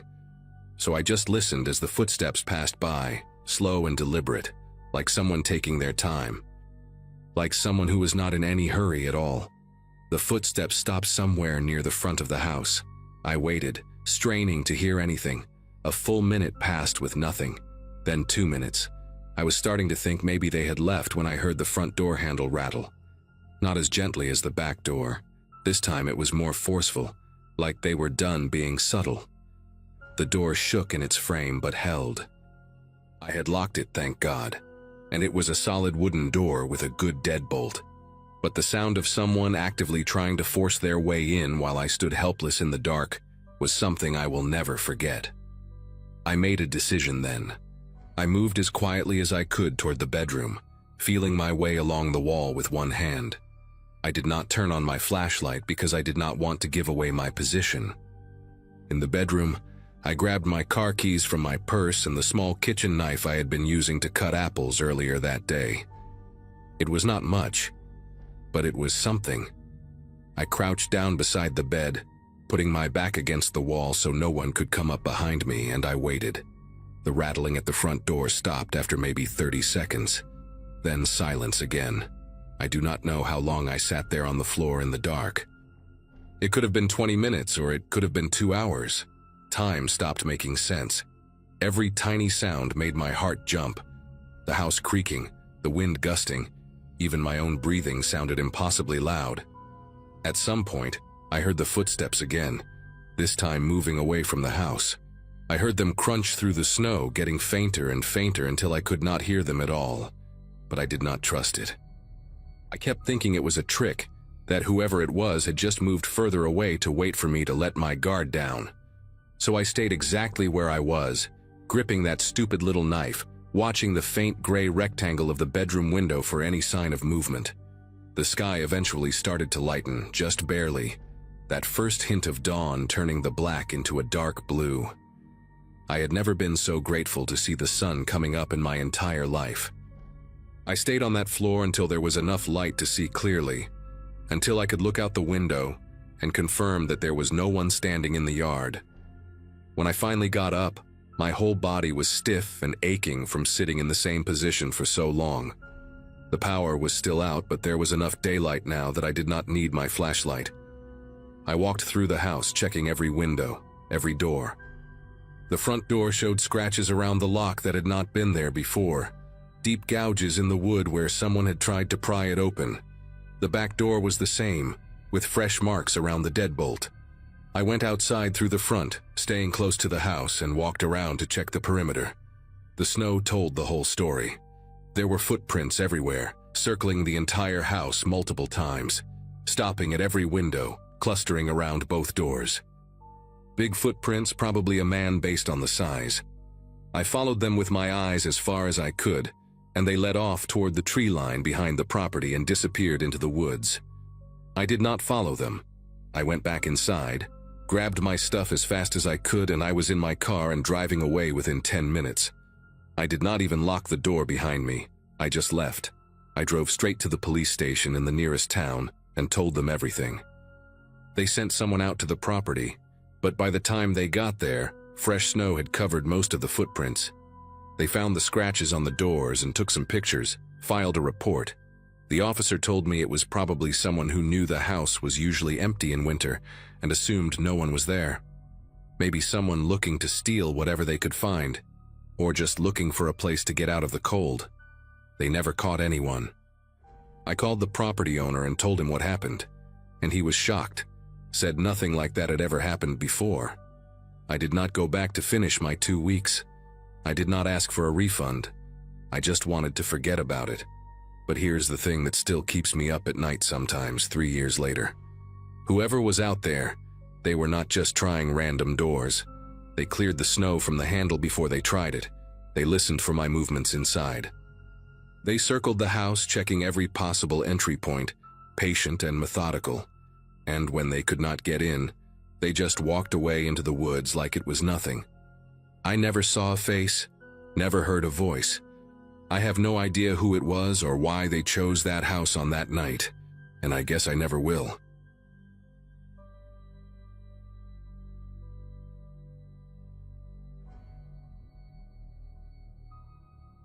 Greenleaf Copy and Print sat at the dead end of a strip mall on Route 17, one of those forgotten little shops that survived on loyalty and stubbornness more than actual foot traffic. I had been working there for about 8 months when this happened, running the front counter, helping customers with business cards and banners, occasionally taking passport photos for people who always seemed annoyed at how they turned out. My manager, Rich Oberlin, a stocky guy in his 50s who inherited the place from his father, called me around noon that Wednesday, asking if I could cover the closing shift. Stacy, the regular evening girl, had called in with some kind of throat infection that made her voice sound like gravel in a blender. At 24, still chipping away at student loans from a communications degree that had yet to prove useful, I grabbed every extra shift I could. The weather forecast mentioned snow, but nothing that sounded particularly threatening. When I pulled into the parking lot at 3 in the afternoon, the sky had that heavy, bruised look that upstate New York gets before something nasty rolls through. I should have paid more attention to that. By 5:30, what the radio called a significant winter weather event had buried the parking lot under a thick white blanket. The snow fell in dense curtains, reducing visibility to almost nothing, and the few cars that crept along Route 17 looked like ghosts drifting through fog. Rich checked in by phone, his voice cutting in and out through spotty reception, reminding me that the shop had never closed early in 18 years of operation. Small town reputation and all that. I told him I would stick it out until 9, already calculating the overtime in my head. The nail salon next door shut off its lights around 6, and I watched the owner sprint to her car with her coat pulled over her head, tires spinning briefly before she disappeared into the white. After that, I had the entire strip mall to myself. The heating system kept the front area comfortable enough, though I knew the back rooms, the storage area, and the old break room that nobody used anymore ran about 10 degrees colder. For 2 hours, I sat behind the counter with a paperback novel, listening to the wind rattle the plate glass windows and watching snowdrifts climb higher against the doors. Not a single customer, not even a phone call, just me and the hum of fluorescent lights and the storm howling outside like something hungry. Around 7:15, I decided to make myself some coffee in the break room. The shop had a small layout that I knew by heart. The front counter and customer area took up maybe a third of the space, with the big copiers and printing equipment filling the middle section. Behind that, a narrow hallway led to the storage room on the left, the break room on the right, and a back door at the very end that opened onto a small loading area behind the building. That back door had been stuck for years, painted shut according to Rich, and nobody ever bothered fixing it since we received all our deliveries through the front. I grabbed my empty mug and walked past the row of silent machines, their display screens dark and waiting. The break room was nothing special, just a mini fridge, a microwave crusted with old spaghetti stains, a wobbly table with 3 mismatched chairs, and a coffee maker that had probably been there since the Clinton administration. I flipped the light switch, and the single bulb flickered twice before catching. The room felt colder than usual, which I blamed on the storm, and the fact that the heating vents back here had never worked properly. While the coffee brewed, I leaned against the counter and scrolled through my phone, half reading a news article about the storm causing accidents on the interstate. The smell of cheap coffee filled the small room, mixing with that particular mustiness that old buildings develop over decades. That was when I heard it for the first time. A soft thump from somewhere deeper in the building, coming from the direction of the storage room. I stopped scrolling and listened, holding my breath without really meaning to. Nothing. Just the coffee maker gurgling through its final cycle and the muffled roar of wind outside. I told myself it was probably something falling off a shelf, maybe a stack of paper boxes that had been piled too high. The storage room was packed with years of accumulated inventory that Rich never bothered to organize. I poured my coffee, added 2 packets of sugar, and headed back to the front counter. The hallway seemed darker than before, though I knew that was just my imagination playing tricks. When I passed the storage room door, I noticed it was slightly ajar, maybe 2 inches of black space visible between the door and the frame. I could have sworn it had been closed when I walked by earlier. I hesitated for a moment, then reached out and pulled it shut until I heard the latch click. Old buildings shift and settle, especially in extreme cold. Doors drift open sometimes. I repeated that to myself as I walked back to the front, gripping my warm mug a little tighter than necessary. The next hour passed without incident, and I started to relax again. I finished a chapter of my book, checked the weather radar on my phone, and watched the snow continue to pile up outside. The drifts against the front door had reached nearly 2 feet, and I started to worry about whether my old Subaru would even make it out of the parking lot when closing time came. Around 8:20, I got up to stretch my legs and decided to walk the perimeter of the shop, partly out of boredom, and partly because something at the back of my mind kept nagging at me about that storage room door. The front area looked exactly as it should. The counter clean, the display racks undisturbed, the windows showing nothing but swirling white. I moved past the copiers and printers, running my hand along their smooth surfaces, listening to the building creak and groan under the weight of accumulating snow. When I reached the hallway, I stopped. The storage room door was open again, not just slightly ajar this time, but wide open, revealing the darkness inside like a mouth waiting to swallow something. I stood there for what felt like a full minute, staring into that black rectangle. The storage room had no windows, no source of natural light, and the single bulb inside was controlled by a pull chain that hung from the ceiling about 6 feet in. I could see the vague outlines of shelving units and stacked boxes, but nothing moved, Nothing made a sound. My heart had started beating faster, and I became very aware of how alone I was, how far from any other person. The rational part of my brain kept insisting there had to be an explanation. Maybe the latch was broken. Maybe the door frame was warped from age and temperature changes. I pulled out my phone and turned on the flashlight, aiming the beam into the storage room. Boxes of printer paper, toner cartridges, old promotional signs that Rich refused to throw away, rolls of vinyl for the banner printer. Everything looked undisturbed, coated in a thin layer of dust that sparkled in the light. I took 2 steps inside, reaching up for the pull chain, and that was when I noticed the footprints. They were faint, barely visible in the dust on the concrete floor, but they were definitely there. A trail of shoe prints leading from the back corner of the room toward the door where I now stood. Someone had walked through here recently. Someone wearing what looked like work boots size 10 or 11 from the shape of them. And the prints only went one direction, toward the front of the store, which meant whoever made them was still inside the building. My first instinct was to run straight for the front door and get out, but something stopped me. The snow outside had to be 3 feet deep by now, and my car was parked at least 50 yards away. If someone was in here with me, and if that someone meant harm, I would be wading through knee-deep snow in the dark while they watched from the warm interior. I backed out of the storage room slowly, keeping my phone light aimed ahead of me, trying to control my breathing. The break room door was closed exactly as I had left it earlier. The back door at the end of the hallway, the one Rich said was painted shut, looked the same as always. But when I walked closer, holding my breath, I noticed something that made my legs feel weak. The door frame near the latch had fresh scratches in the paint, bright white marks against the dull cream color, and the door itself sat slightly crooked in the frame. Someone had forced it open from the outside. The snow on the small concrete pad behind the building would have covered any tracks within minutes, which meant this person could have entered hours ago, long before the storm got bad enough to trap us both inside.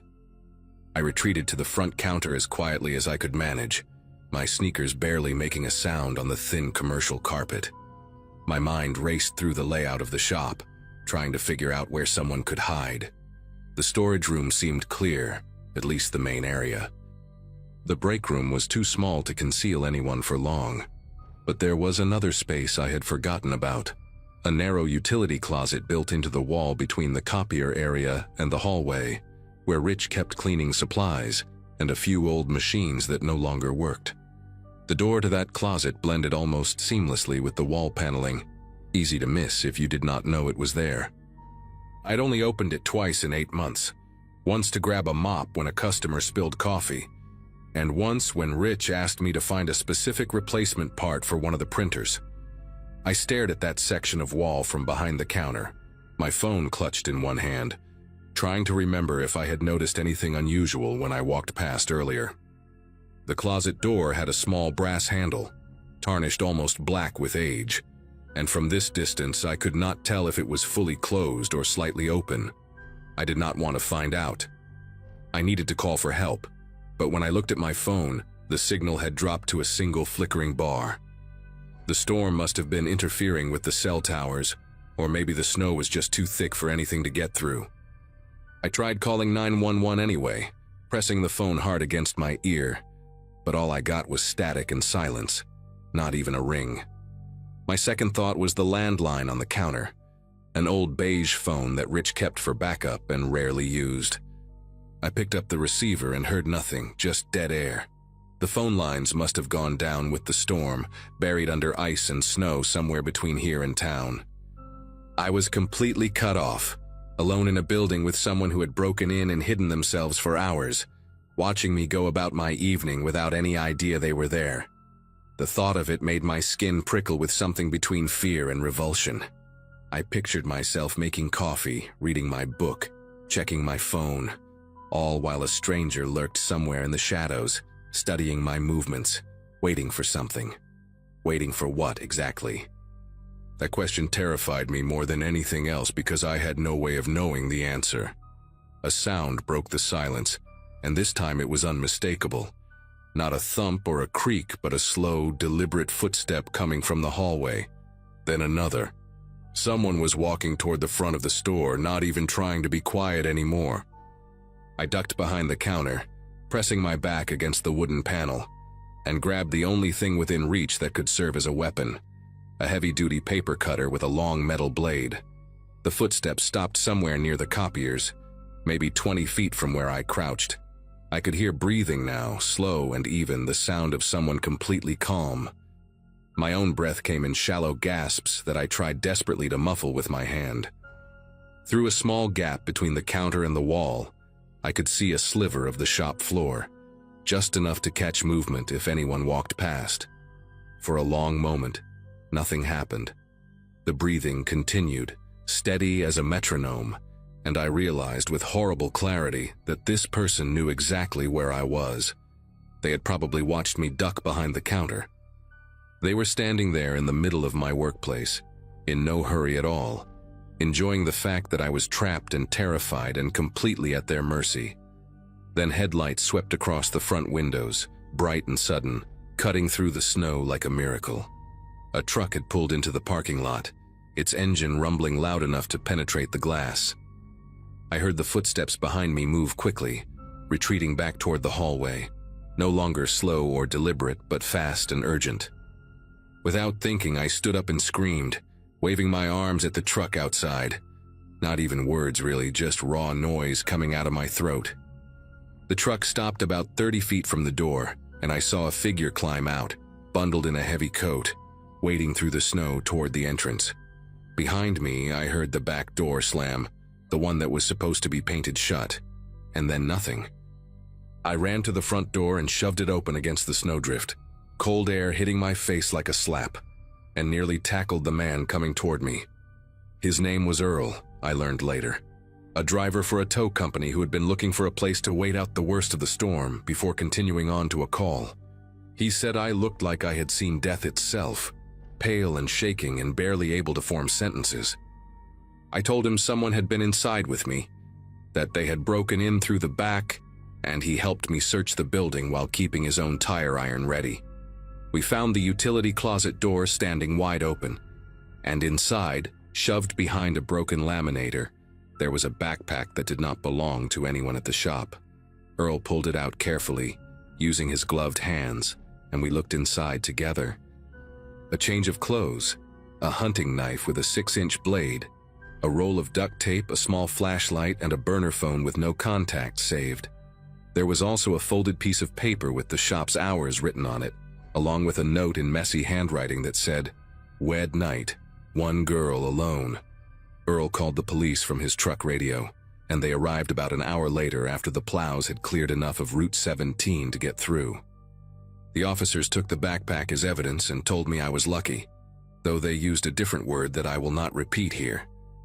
They found boot prints in the snow behind the building, leading toward the woods about a quarter-mile away, but the storm had filled them in before they could follow the trail. They never caught whoever it was. I quit the job 2 days later and moved back to my parents' house in Connecticut for a few months, until I could stop jumping at every unexpected sound. Sometimes I still think about that note, about how someone had been watching the shop long enough to know the schedule, to know that Wednesday nights meant one employee working alone until 9. I think about the hours I spent reading my book and drinking coffee, while a stranger with a knife and duct tape waited in the dark, 10 feet away from me, breathing slowly and watching through the crack in a closet door. And I wonder what would have happened if Earl had decided to wait out the storm somewhere else.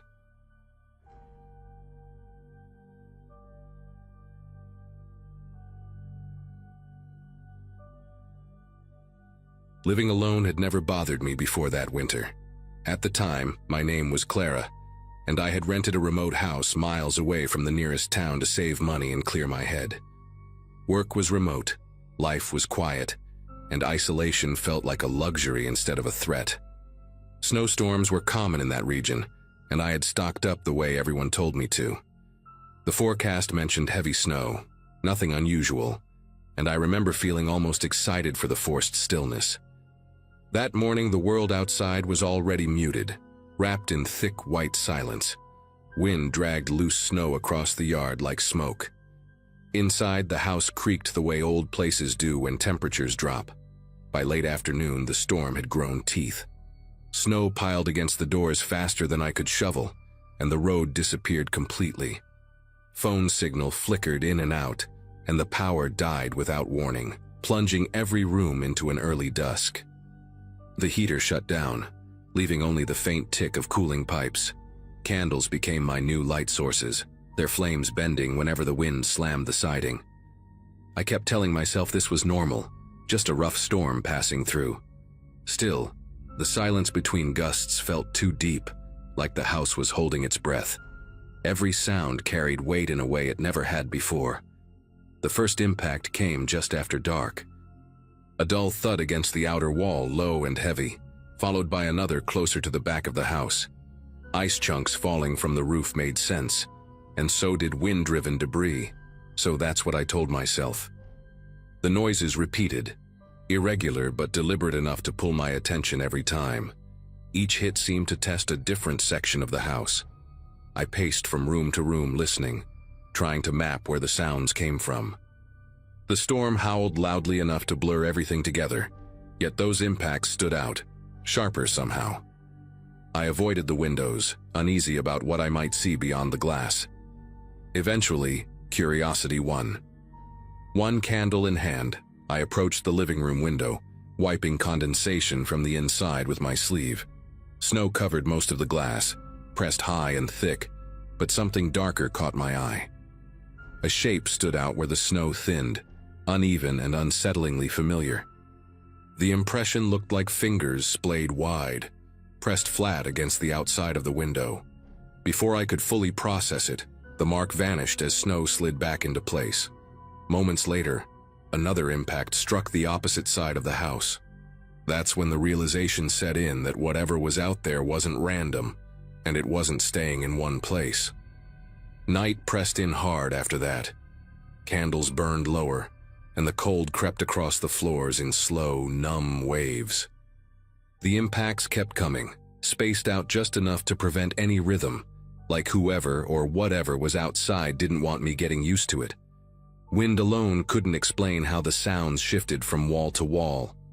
At one point, the noise came from right beside the front door, close enough that I could hear snow sliding down afterward. I stood in the hallway listening, counting breaths without realizing I was doing it. The house felt smaller with every passing minute. Even the ceiling seemed closer, as if the storm were pressing everything inward. Another window showed signs not long after. Frost scraped away from the outside in a rough oval, followed by a second hand-shaped mark beside it. The fingers were long, uneven, and left clear grooves in the snow, deep enough to show pressure. They didn't linger, never staying long enough for me to study them properly. Each time I tried to get closer, the marks faded, replaced by fresh snowfall as if nothing had been there. The storm worked like a curtain, hiding movements between gusts. Whoever was circling the house knew that. The idea settled in slowly and refused to leave. The banging changed tone after that, growing more controlled, less chaotic. One strike landed near the kitchen, followed by another near the bedroom, spaced as if someone were walking the perimeter. My phone finally lost signal completely, leaving me with a dead screen and no outside connection. The temperature inside dropped fast enough that I could see my breath. Layers of clothing barely helped, and my focus narrowed to staying warm and alert. Footprints never appeared in the yard, but the snow kept shifting near the foundation. Something out there was close enough to disturb it, yet hidden well enough to stay unseen. Eventually, exhaustion forced a decision. The safest room was the pantry, small and buried toward the center of the house. Blankets, canned food, and one remaining candle came with me as I shut the door. The impacts continued for hours, sometimes closer, sometimes distant, until the storm's roar swallowed them entirely. At some point, the sounds stopped altogether, leaving only wind and settling ice. Morning light filtered faintly through the cracks when the blizzard finally eased. No marks remained outside, no damage, no tracks, just untouched snow. Roads reopened days later, and I left as soon as possible, never returning, still unsure who had been waiting for the storm to trap me inside. Morning didn't arrive the way it usually does. There was no clean sunrise, just a gradual thinning of darkness as the storm loosened its grip. I stayed in the pantry longer than necessary, listening for anything that didn't belong. When I finally opened the door, the house felt wrong in a different way. Too quiet, like a space after a loud argument. The air inside was bitterly cold, and every step sent sharp cracks through the floorboards. I moved room to room slowly, candle held out in front of me, checking windows, doors, corners. Everything looked intact, no broken glass, no forced entry. That somehow made it worse. Outside light revealed more than I wanted. Snow had piled almost to the windows, smooth and undisturbed except in a few places where it looked handled. Near the living room window, the surface wasn't wind-shaped.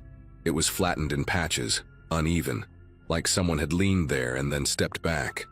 The impressions were faint but intentional, pressed deeper than drifting snow would allow. I scanned the yard as far as I could see through the remaining haze, half expecting movement. Nothing stirred. No tracks led away, no signs of departure. The storm had erased everything except those subtle disruptions near the house itself. I forced the front door open with effort, snow resisting like it wanted me to stay inside. Cold air rushed in, sharp and metallic, carrying that empty post-storm stillness. I stood there for a long moment, listening again, exposed and shaking for reasons beyond the temperature. The walls that had felt like protection hours earlier now seemed thin and unreliable. Whatever had been outside had chosen not to come in, and that choice bothered me more than if it had tried. The thought that someone had tested the house and decided against entering stayed with me, heavy and unresolved. Once the roads were cleared later that day, I packed what I could and left before night had a chance to settle again. I didn't wait for explanations or reassurance from anyone else. The house returned to being just a structure in the snow, silent and empty. Even now, years later, I replay that day in fragments. The timing of the impacts, the way the marks appeared and vanished, the precision of it all. I still don't know who was outside or why the storm mattered so much to them. I only know that something used the weather as cover, and I was never meant to see it clearly.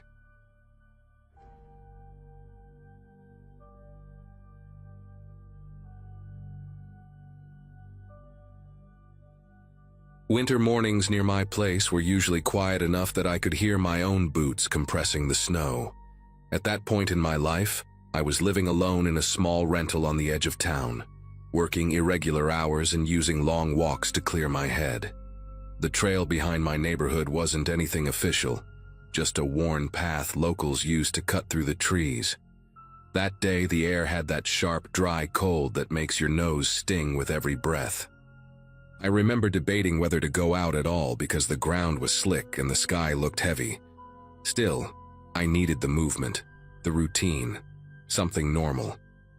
I zipped my coat up to my chin and headed toward the tree line, expecting nothing more than silence and frozen branches. About 15 minutes in, I noticed someone ahead of me on the trail. That alone wasn't strange, but the way they were dressed caught my attention immediately.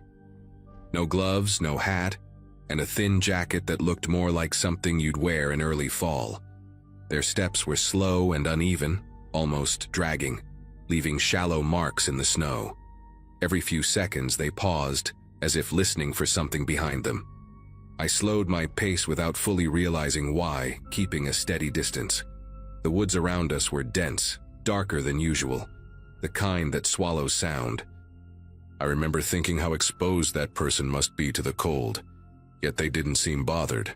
The path split near a fallen tree, with the main trail curving back toward the neighborhood. Instead of following it, the person ahead veered toward an area marked with old warning signs nailed to trunks. Most locals avoided that section because it bordered protected land, and the terrain dropped off sharply. The person didn't hesitate, stepping over the thin rope barrier like it wasn't there.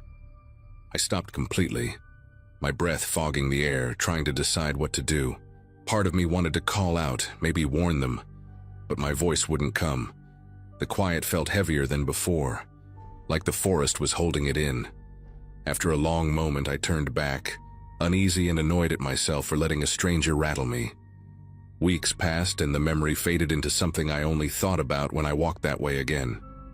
Then one evening, flashing lights lit up the road near my place, painting the snow in red and blue. Law enforcement vehicles were parked along the trail entrance and officers were moving in and out of the trees. Later, word spread that they were searching the restricted area because of an unrelated investigation. Nobody mentioned a person on the trail or anything unusual found that day.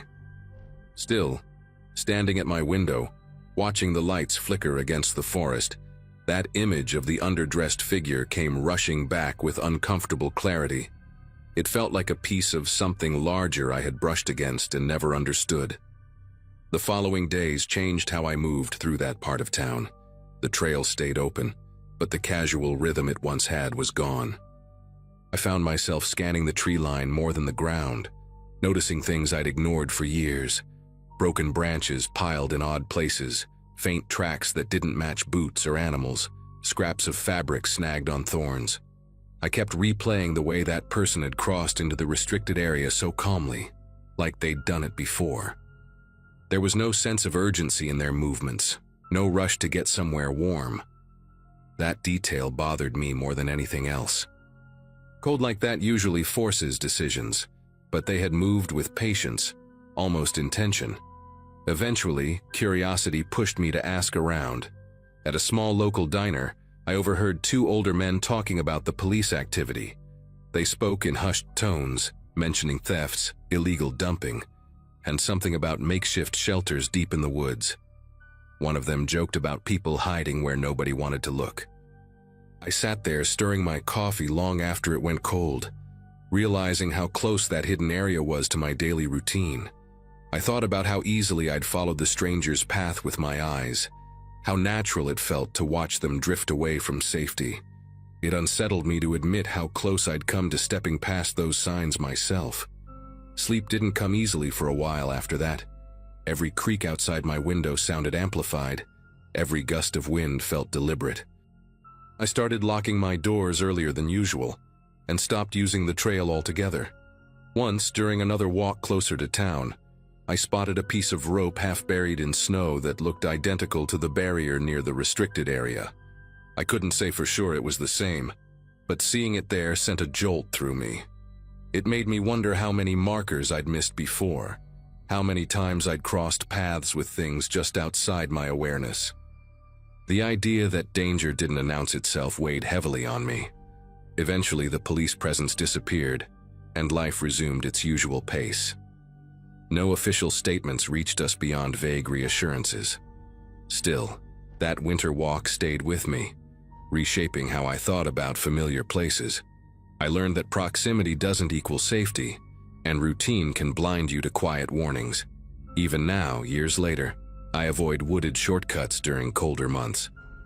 I don't know who that person was or why they were there, and maybe I never will. What I do know is that noticing them changed something permanent in me, a subtle shift toward caution that hasn't faded with time. Spring eventually softened the edges of that winter, but it didn't erase what had happened. I remember the first time the snow fully melted and the ground turned to mud, exposing things that had been hidden for months. From the road, I could see where the forest floor had been disturbed in the restricted area, darker patches where people had clearly been moving back and forth.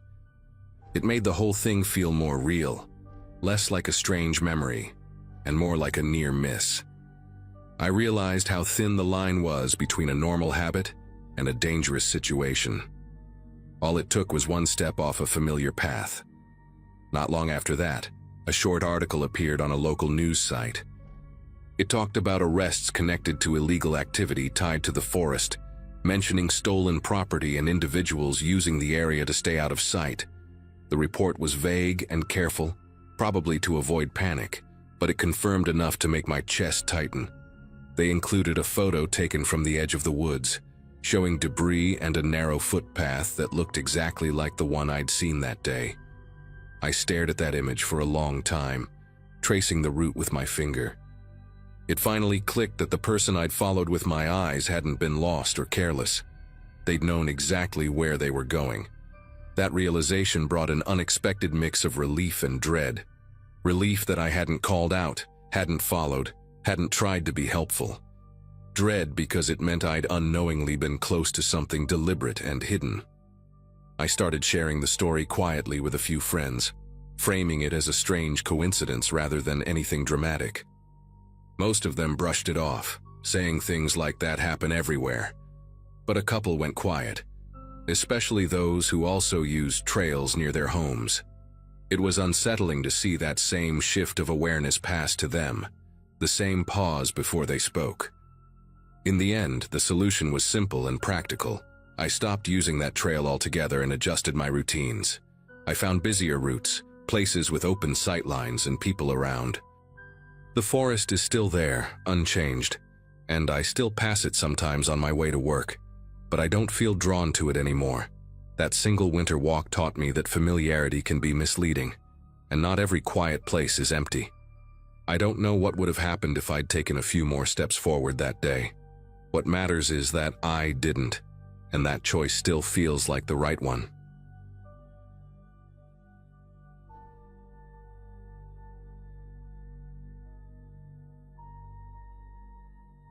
Working remotely during a harsh winter had become my routine by then, especially with deadlines piling up and the days getting shorter.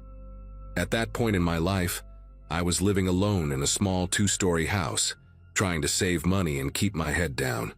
Snow had been falling on and off for days, the kind that muffles everything outside and makes the house feel sealed off from the world. That evening, my job kept me glued to my desk, headset on, juggling calls and reports while the heater hummed non-stop. I remember feeling oddly grateful for the isolation, like the storm had given me an excuse to disappear for a while. The house was quiet in a way that felt heavy, not peaceful, but I brushed that thought aside. I told myself it was just winter doing what winter does, pressing in from all sides. Nothing about that night seemed special yet, just another long shift at home. The first sound slipped past my headphones like a mistake, something soft and brief that didn't belong to the audio in my ears. I paused the call, lifted one side of the headset, and listened, expecting the heater or the pipes. What I heard instead was closer, like a faint scrape, the kind you'd get from fabric brushing a wall. I stood up and checked the hallway, finding everything exactly as I'd left it. Every door on the ground floor was closed, lights off, shadows sitting where they should. Back at my desk, I chalked it up to fatigue and put the headset on again. Minutes later, another noise came through, heavier this time, like a slow step being placed carefully. My focus started slipping, but I forced myself to finish the task in front of me. I didn't want to admit how alert I'd become to every tiny sound. As the night dragged on, those subtle noises kept returning, always just quiet enough to make me question whether they were real. Sometimes it sounded like a door shifting slightly, sometimes like something brushing past furniture. Each time I checked, the house looked normal, almost staged in its stillness. Near the end of my shift, I got up to refill my mug and noticed the door to the guest room standing open. I clearly remembered closing it earlier because the draft from the window made it rattle. The bathroom door down the hall was open too, angled in a way I never leave it. Standing there, mug forgotten in my hand, I felt a creeping sense of unease settle in my chest. I walked through the house, closing each door again, paying attention to the sound of the latches clicking. When I returned to my desk, the silence felt louder than before. Sleep didn't come easily after I logged off, and the house felt wrong in a way I couldn't put into words. The next morning, still bothered, I checked the security camera app on my phone, more out of curiosity than fear. The footage from the previous night showed subtle movement during my working hours, shadows shifting and doors changing position on their own. At one point, the guest room door eased open slowly, like someone careful was controlling it. There was no clear figure, no obvious person, just motion where there shouldn't have been any. I replayed the clips again and again, scanning for an entry point, a window, anything that made sense. Every lock had remained secured the entire time, according to the system. Sitting there with my phone in my hand, I realized those sounds hadn't been my imagination at all. I spent the rest of that morning walking through the house with a notepad, writing down what the cameras had actually captured. Each clip showed the same rooms I had checked in person, yet the timing didn't line up with my memory. The hallway light flicked on briefly at one point, even though I hadn't touched the switch all night. In another clip, the door to the storage closet shifted inward, stopped, then slowly returned to its original position. No sudden movements, no rush, just patience. That detail bothered me more than anything else. Whatever caused it wasn't careless or accidental. It behaved like it knew the house, like it understood how little force was needed to avoid making noise. Later that day, I called a friend named Lucas to come over, mostly because I didn't want to be alone with my thoughts. We went over the footage together on my laptop, frame by frame, pausing and rewinding until my eyes hurt. Lucas tried to joke at first, suggesting drafts or pressure changes from the cold, but his tone changed as the clips kept playing. He pointed out how consistent the movement was, always during my work hours, always stopping when I stood up from my desk. We checked every window, every vent, even the attic access, finding nothing disturbed. The snow outside was untouched except for my own footprints from earlier that morning. Seeing his confidence fade made the situation feel heavier, more real. That night I worked again, though I didn't put my headphones on this time. Every sound felt amplified without them, from the heater cycling to the faint tick of the walls contracting. I positioned my desk so I could see the hallway clearly, keeping the doors in view. Hours passed without incident, and part of me started hoping the previous night had been a one-time thing. Near the end of my shift, a soft click echoed through the house, unmistakable and deliberate. The bathroom door, which I had locked, eased open by a few inches and stopped. I didn't move, barely breathing, watching it like staring at an animal that might bolt if startled.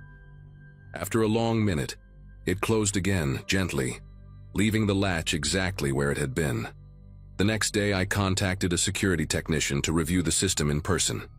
He confirmed there were no glitches, no remote access, and no signs of tampering. Before leaving, he suggested adding motion sensors inside the house, something I agreed to immediately. After they were installed, the unexplained activity stopped completely. No more sounds, no doors shifting, no movement on camera. Even so, I didn't relax. I moved my workspace into the living room and kept interior doors open from then on. To this day, I still don't know what caused those hours of quiet movement while I worked. All I know is that whatever it was seemed aware of me, and once it realized I was watching back, it never returned. That week ended with a strange kind of quiet settling into the house, the kind that doesn't feel earned. Work returned to normal. Deadlines came and went, and the cameras showed nothing but empty rooms and steady timestamps. Even so, habits had changed without me really choosing them. Lights stayed on longer than necessary, and I caught myself listening before stepping into any room. The motion sensors never triggered, not once, which should have been comforting.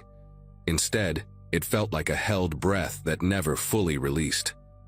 Friends told me I was overthinking it, that stress and isolation can mess with perception.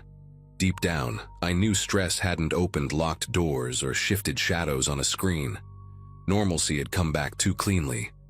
Winter dragged on, and the snow eventually melted, exposing the yard exactly as it should be. No disturbed soil, no marks along the siding, nothing to point at and say, "That's it, that's the reason." I reviewed the footage one last time before archiving it, forcing myself to watch without jumping ahead. There was a pattern to it, subtle but consistent, always centered around the same hallway and the same interior doors. Never the front door, never the back. It felt less like an intrusion and more like a presence navigating familiar territory. That thought stayed with me longer than I wanted to admit. Houses, after all, remember things better than people do. Eventually, a practical decision replaced speculation. The house went up for sale, and I told myself the move was about space and convenience. Packing up felt like closing a chapter that refused to explain itself. On the final day there, every door stood open, sunlight reaching into corners that had stayed dark before. Walking through those empty rooms, the place looked harmless, almost ordinary. No sounds followed me, no last gesture, no sign of whatever had shared those hours with me. The cameras came down, one by one, and I left them behind with the keys on the counter. The silence didn't follow me out. Now, living somewhere else, working similar hours, winter doesn't carry the same weight it used to. Headphones still come off now and then, just to check the space around me, a habit I doubt will fade. Nothing like that has happened again, and maybe that's the closest thing to an answer I'll get. Some things don't need a name or a face to leave a mark. All I know is that during those hours, something moved through my home without ever showing itself. When I stopped pretending it wasn't happening, it stopped happening too. That's the part I still think about late at night.